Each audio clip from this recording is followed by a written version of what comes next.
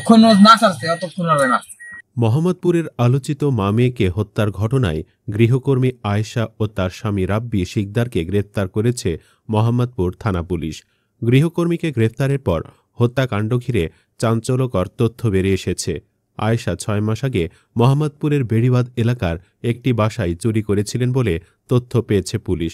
তেজগাঁও বিভাগের এডিসি মোহাম্মদ জুয়েল রানা গণমাধ্যমকে জানিয়েছেন, প্রথমে ঢাকার সাভার এলাকা থেকে আয়েশার স্বামীকে আটক করা হয়। তার দেওয়া তথ্যের ভিত্তিতেই নলছিটি থেকে হাতে নাতে আয়েশাকে গ্রেফতার করা সম্ভব হয়েছে।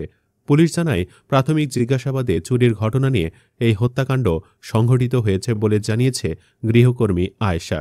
একই কথা জানিয়েছে আয়েশার স্বামীও। তদন্ত সংশ্লিষ্ট সূত্র জানায়, প্রাথমিকভাবে আয়েশাকে জিজ্ঞাসাবাদে সে জানিয়েছে তাকে চুরির অপবাদ দেওয়া হয়েছিল। সে ক্ষোভে সে মা মেয়েকে হত্যা করেছে। পুলিশের সূত্র আরও জানায়, ঘটনার দিন বাসার মালামাল চুরি করে নেওয়ার সময় লায়লা আফরোজের কাছে আয়েশা ধরা পড়ে। এক পর্যায়ে লায়লা আফরোজ তাকে আটকে পুলিশে ফোন দিতে গেলে আয়েশা ধারালো ছুরিতে উপর্যুপরি আঘাত করে তাকে হত্যা করে।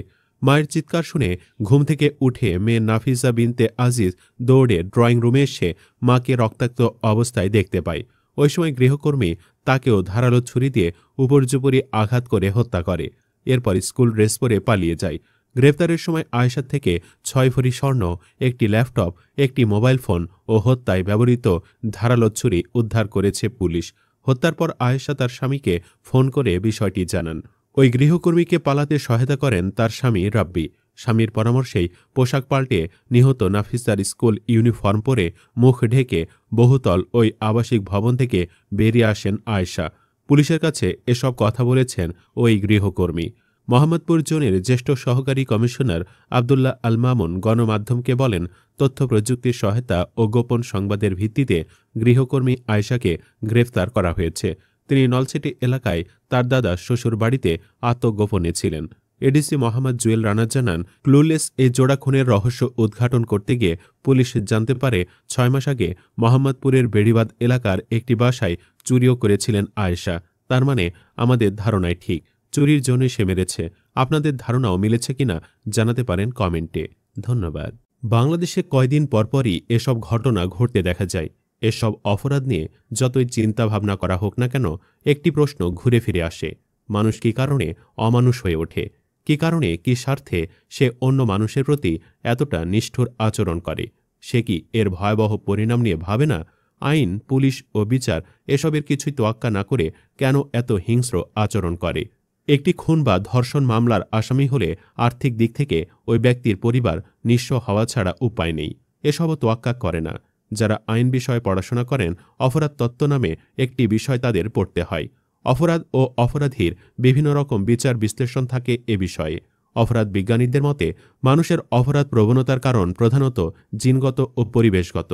সমাজবিজ্ঞানীরা দাবি করেন, পারিপার্শ্বিক অবস্থাসহ কোনো সমাজের সার্বিক পরিবেশ, যথা দারিদ্র্য, অশিক্ষা, শোষণ, নির্যাতন ইত্যাদি। বাম রাজনৈতিক আদর্শে দীক্ষিত ব্যক্তিদের মতে অপরাধ প্রবণতা পুঁজিবাদের বিষবৃক্ষ। অর্থনীতিবিদদের ভাষায় অপরাধ প্রবণতা অনেকটা আর্থিক বৈষম্যের ফল। অর্থই সব অনর্থের মূল। বেশিরভাগ ক্ষেত্রেই আর্থিক অনটন বা আর্থিক কারণেই পারিবারিক বা ব্যক্তির সংঘাতের সূত্রপাত। তবে যার আছে তার আরও চাই প্রবণতাও কম দায়ী নয়। আমাদের দেশে এই বর্ধিত হারে গুরুতর অপরাধ সাম্প্রতিক কোনো কালের সৃষ্টি নয়। এর ইতিহাস বহু পুরনো, পাল্টেছে শুধু ধরন। 1876 সালে লন্ডন থেকে প্রকাশিত হয় এইচ বেভারেজের লেখা বই the district of Bakerganj, it's history and statistics. Mister beverage magistrate হিসেবে চাকরি নিয়ে তৎকালীন বাকেরগঞ্জ জেলায় কিছুদিন অবস্থান করেছিলেন। তিনি তার বইয়ে দারোগার কাছ থেকে প্রাপ্ত তথ্যের ভিত্তিতে সব অপরাধের একটি নিয়মিত হিসাব সংরক্ষণ করেছেন। ক্যালেন্ডারের সঙ্গে সঙ্গতিপূর্ণ 1797 খ্রিস্টাব্দ থেকে প্রতি বছরের বিচারের সংখ্যার একটি হিসাব দিয়েছেন। ওই পরিসংখ্যানে দেখা যায় 1797 থেকে 1801 সাল পর্যন্ত ওই এক জেলায় হত্যাকাণ্ড ঘটেছে 86টি, ডাকাতি 101টি এবং ডাকাতি ও খুন 30টি।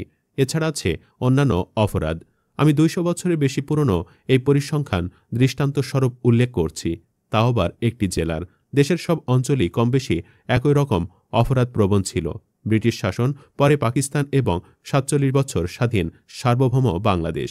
একই সঙ্গে অপরাধের ধরন পাল্টেছে, বিস্তার ঘটেছে, কমেছে ডাকাতির মতো অপরাধ, বেড়েছে ধর্ষণ ও নারী নির্যাতন। এ শুধু এই স্বাধীন বাংলাদেশে নয়, সমগ্র ভারতেও একই অবস্থা। পার্থক্য শুধু তাদের পুলিশ ও বিচার ব্যবস্থা আমাদের চেয়ে অধিক কার্যকর। কথা হলো, এরকম কার্যকর আইন, পুলিশ বাহিনী ও বিচার ব্যবস্থা দিয়ে এসব গুরুতর অপরাধ সম্পূর্ণ রোধ করা যায় কিনা। দেখা যায় তা সম্ভব নয়, শুধু কিছুটা লাগাম টেনে ধরা যায়। ভারতই তার বড় উদাহরণ। গুরুতর অপরাধের ক্ষেত্রে প্রচলিত আইন, পুলিশ ও বিচার ব্যবস্থা অনেকটা বেহাল হওয়া শুরু করে স্বাধীনতার পরপরই। সদ্য স্বাধীন দেশ সবকিছুই নড়বড়ে অবস্থায় ছিল। বঙ্গবন্ধু কতিপয় গুরুতর অপরাধ সংগঠন রোধ করতে রক্ষী বাহিনী গঠন করলেন।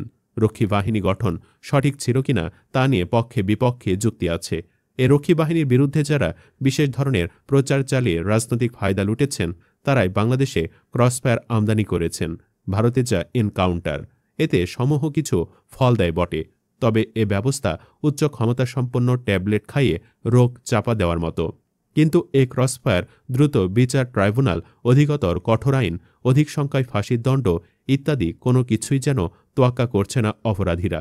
অবশ্য ঢাকায় গ্যাংস্টার জাতীয় চাঁদাবাজদের খুনোখুনি আপাতত বন্ধ বলে মনে হয়, এবং গ্যাংদের স্টাররা কেউ কেউ ধরা পড়েছে, অন্যরা পালিয়ে গেছে। ভারতের ও বাংলাদেশের আইনি ব্যবস্থা একই ব্রিটিশ রাজ থেকে উত্তরাধিকার সূত্রে পাওয়া। তবে পুলিশ বাহিনী ও বিচার ব্যবস্থায় জড়িত লোকজনকে সততা নিয়ে এদেশে প্রশ্নের মাত্রা ভারতের চেয়ে বেশি। কতিপয় পুলিশ, আইনজীবী, বিচারক এবং বিচারালয়ের কতিপয় কর্মকর্তা কর্মচারীসহ বিভিন্ন স্তরে ঘুষ লেনদেন একটি নিয়ামক শক্তিমর্মে অভিযোগ আছে। মামলার বিচারে দীর্ঘ বিলম্ব এবং মামলার সংখ্যার তুলনায় বিচারক স্বল্পতাও দায়ী। সাম্প্রতিক সময়ে দেখা যাচ্ছে, জামিনে বের হয়ে আসা অপরাধীরা একই ধরনের অপরাধে পুনরায় সম্পৃক্ত হয়ে পড়ছে, কিংবা আগের তুলনায় আরও ভয়ঙ্কর ও ক্ষতিকর অপরাধের সঙ্গে যুক্ত হয়ে যাচ্ছে। সংবাদে জানা যায়, জামিনে বেরিয়ে একই ধরনের অপরাধ ঘটানোর অভিযোগে সারা দেশে গত ১.৫ বছরে ২,০০০-এর বেশি আসামিকে গ্রেফতার করা হয়েছে। এর মধ্যে ঢাকায় গ্রেফতার হয়েছে ৫ শতাধিক আসামি। আইন বিশেষজ্ঞরা বলছেন, জামিন দেওয়ার এখতিয়ার বিচারকের। যত দ্রুত সম্ভব এসব সমস্যা দূর করা যায়, তত একটি অপরাধমুক্ত দেশ গড়ার দিকে আমরা এগিয়ে যেতে পারব। এছাড়া মানুষের উচিত সমাজের অপরাধ প্রবণতা কমাতে, পাপ কাজ থেকে মানুষকে ফেরাতে হাদিসের দিক নির্দেশনা মোতাবেক উল্লেখিত ৫টি উপায় অবলম্বন করা। এর মাধ্যমে মানুষ পাপ কাজ থেকে ভালো কাজে ফিরে আসার উপায় খুঁজে পাবে। আল্লাহ তাআলা মুসলিম উম্মাহকে হাদিসে নির্দেশিত উল্লেখিত উপায়গুলো অনুসরণ ও অনুকরণ করে অপরাধমুক্ত সমাজ গঠনের তৌফিক দান করুক। পাপের কাজ ছেড়ে ভালো পথে ফিরে আসার তৌফিক দান করুক। আমিন।